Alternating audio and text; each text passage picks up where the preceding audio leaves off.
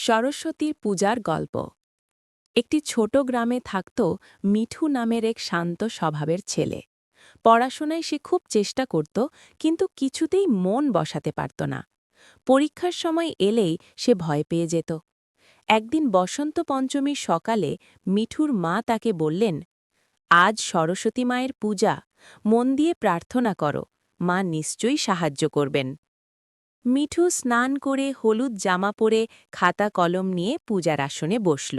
সরস্বতী মায়ের সামনে এসে চোখ বন্ধ করে বলল, মা, আমাকে জ্ঞান দাও, সাহস দাও। পূজার সময় মৃদু বাতাস বইছিল, মনে হচ্ছিল যেন বীণার সুর ভেসে আসছে। মিঠুর মনে এক অদ্ভুত শান্তি নেমে এলো।